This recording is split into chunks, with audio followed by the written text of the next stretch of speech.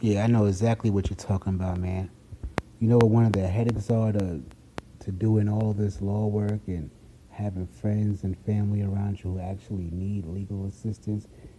You end up doing a lot of free work.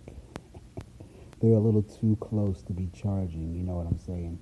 But at the same point in time, they normally have very simple questions like how to win a civil case, if they're being sued by a credit card company or something, and I try to let them know how is Visa going to sue you if Visa is a entity, it's not a real person. It cannot come into the court and sue you. And the only person who can come into court, well, who they would allow to come into court and sue you, would be somebody who has no actual standing, who was not present when a contract was signed by you allegedly, or any of that. So more than likely, all thing you have to do is say you never met Visa, you don't know Visa, you never sat across the table with Visa and entered to any contract with Visa, and that normally is what works. I've done that on numerous occasions to win civil cases against Visa, Sam's Club, and there's quite a few more. So there are so many loopholes that can be used in order to win your civil matters. That can be used against more than just Visa. It's all because of the presumption that you do know that there is a debt or a contract, and you have all the room in the world that's needed in order for you to discredit that initial, the initial aspect of what caused there to be any type of standing by a plaintiff against you, or for anyone to collect the debt from you.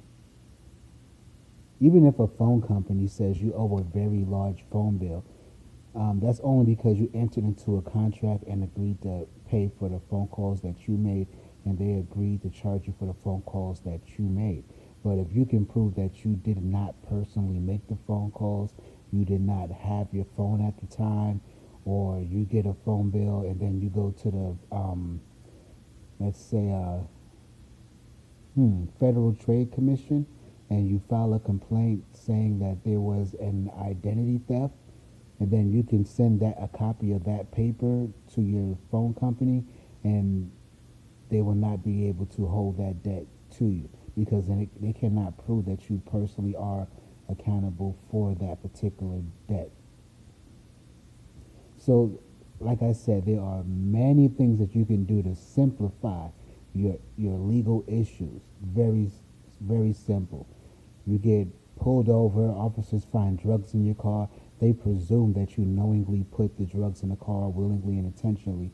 But what they don't know is anything that occurred prior to them pulling you over that you were unaware of that could have caused those drugs to be in your vehicle or a firearm in your vehicle.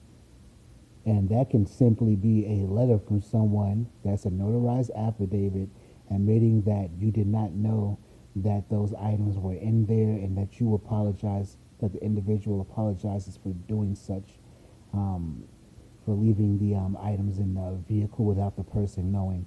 And just that letter alone, especially once it's notarized, it's a sworn statement and it can be used in court in order to discredit the claims that you personally, knowingly, willingly, and intentionally violated the code or statute, law, etc.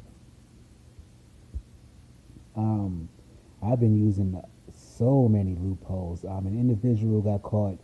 Um, let's just say he was accused of trafficking drugs and guns through the U.S. Postal Service.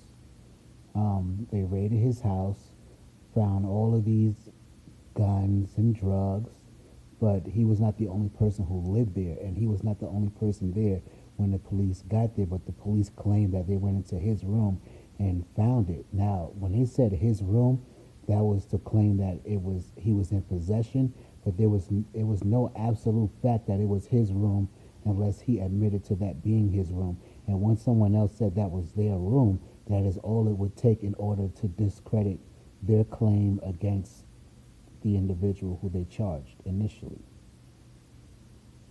So once that was done, his case was basically won also. And I only say basically because I wanted to continue to help him with this case, but he got tired of fighting. But they had to go from 17 years, Department of Corrections, down to. I told him that he can negotiate.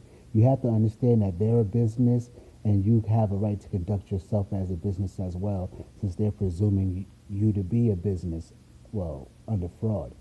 But you go in there and you handle business. So once you understand that, you can negotiate with the prosecutor yourself, and when you know what they do have, what they don't have, what's a fact and what's not a fact, you have complete control over your life or your perception of reality. Don't allow anyone to impose their perception of your reality or their reality onto you. You are a complete and total God over your own reality. Nobody can just come to you, say you were speeding, you passed this light, because you can always alter the reality, their perception, and justify the reasons as to why something occurred, or discredit it to the point where there is no proof that it ever happened to begin with. There's no way of faulting you for it, actually. Even if someone is in the car and they speed, if they just say the passenger told them don't stop because they had something on them, then you did not knowingly, willingly, and intentionally speed.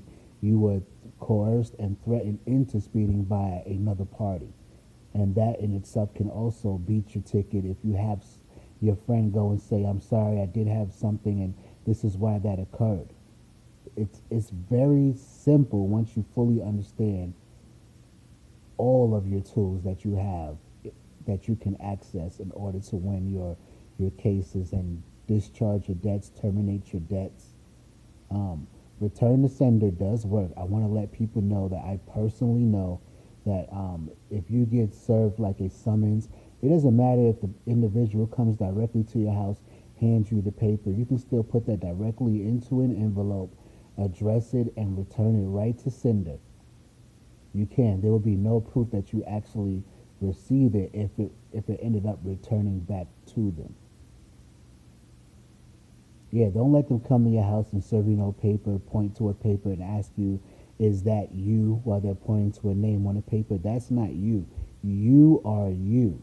And they are using deception in order to coerce you into admitting that you are a entity and not a flesh and blood living being who they have no right or control over at all whatsoever. Yeah, I've been through quite a bit, man. Quite a bit. I've been through